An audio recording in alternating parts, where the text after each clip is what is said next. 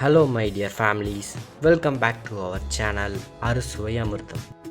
இன்றைக்கி நம்ம வீடியோவில் ஸ்பாஞ்சியான ராகி புட்டு எப்படி பண்ணலான்னு பார்க்க போகிறோம். நம்ம வீடியோக்குள்ளே போகிறதுக்கு முன்னாடி நம்ம சேனலை சப்ஸ்கிரைப் பண்ணாதவங்க சப்ஸ்கிரைப் பண்ணி பெல் சிம்பிளை ஆலில் போட்டு வச்சுக்கோங்க. அப்போ தான் நான் தினமும் போடுற வீடியோ உங்களை ரீச் ஆகும். வாங்க இப்போ நம்ம வீடியோக்குள்ளே போகலாம். இப்போ புட்டு பண்ண 250 கிராம் ராகி மாவை எடுத்து ஜலிச்சு எடுத்துக்கிறேன்.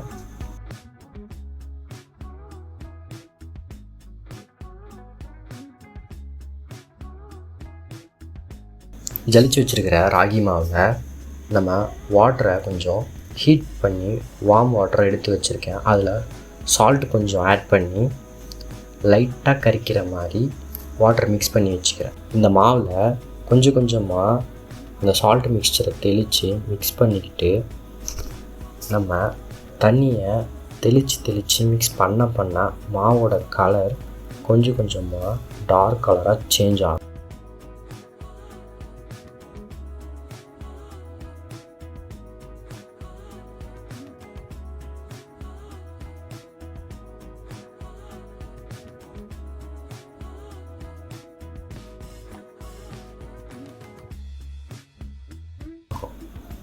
அதுக்கப்புறம் நம்ம இந்த மாவை கையில் எடுத்து கொழுக்கட்டை மாதிரி பிடிக்கிற பதத்துக்கும் மறுபடியும் அதை உதுத்தா மறுபடியும் புட்டு மாதிரி பழைய ஸ்டேஜ்க்கே மாறணும்.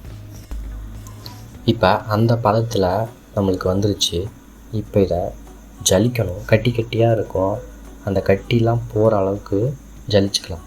அப்படி இல்லை ஜலிக்க முடியல, உங்கள்கிட்ட ரவை ஜல்லடை இல்லை அப்படின்னா நீங்கள் மிக்சர் ஜாரில் போட்டு ஒரு சுற்று எடுத்திங்கன்னா உங்களுக்கு நல்லா சாஃப்டாக அந்த கட்டிலாம் இல்லாமல் உங்களுக்கு ராகி மாவு கிடைச்சிரும்.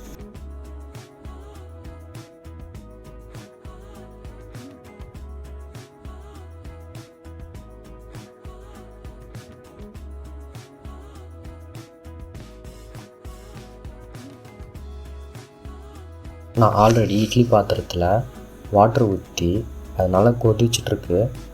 இப்போ அதில் இந்த மாவை வச்சு ஒரு 15 நிமிஷத்துக்கு நல்லா ஸ்டீம் குக் பண்ணி எடுத்துக்கலாம். இப்போ நம்மளுக்கு ரொம்ப சாஃப்ட் அண்ட் ஸ்பாஞ்சியான கட்டி இல்லாத ராகி புட்டு ரெடி. இந்த புட்டில் உங்களுக்கு வெல்லம் இல்லை நாட்டு சர்க்கரை இல்லை சுகர் இல்லை ஏலக்காய் தூள் உங்களுக்கு என்ன வேணுமோ அதை ஆட் பண்ணி நீங்கள் சாப்பிட்டுக்கலாம். நம்மளோட ஸ்பாஞ்சியான ராகி புட்டு ரெடி.